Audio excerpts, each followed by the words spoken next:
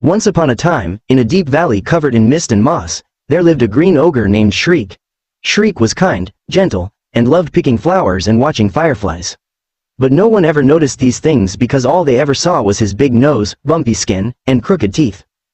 Everyone in the village of Ogrynville teased Shriek. Look at him, they laughed, the ugliest ogre of them all. Even the other ogres, who weren't very pretty themselves, stayed far away from him. Shriek spent most of his days alone, hiding from the rude words and pointing fingers. One gloomy afternoon, after being teased once again in the market square, Shriek decided to take a long walk through the forest to clear his mind. He wandered for hours, deeper and deeper into the trees, until he came upon a quiet stream that sparkled like diamonds in the sunlight. Thirsty and tired, Shriek knelt beside the stream and took a sip. As the cool water touched his lips, a strange feeling washed over him. He looked down and gasped. His green skin had turned smooth and golden, his nose was straight, and his teeth perfectly white. Before he could say a word, an old woman appeared beside the stream. Her back was bent, and her eyes twinkled with ancient wisdom. That water is magic, she said. It gives beauty to those who drink from it. But beware, dear ogre, this beauty is not forever. Take some of the stream's water and wash your face while you still can. It will return you to your true self. Shriek stood frozen. Go back to being ugly? No way, he said. I finally feel liked. The old woman sighed, but will they love the real you, Shriek? He didn't answer.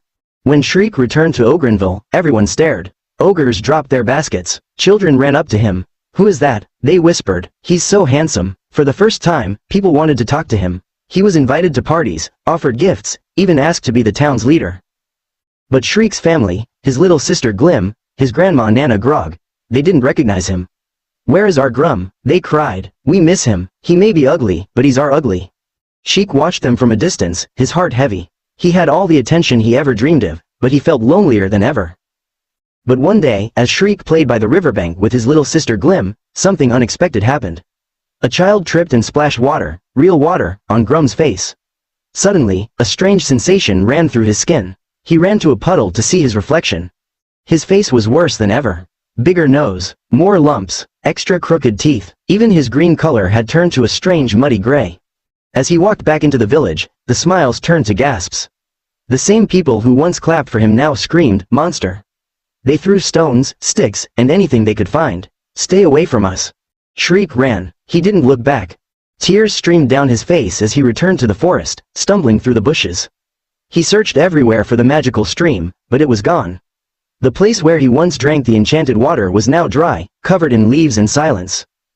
Tired and broken, Shriek dragged himself back home. His heart beat fast. What if they don't want me anymore?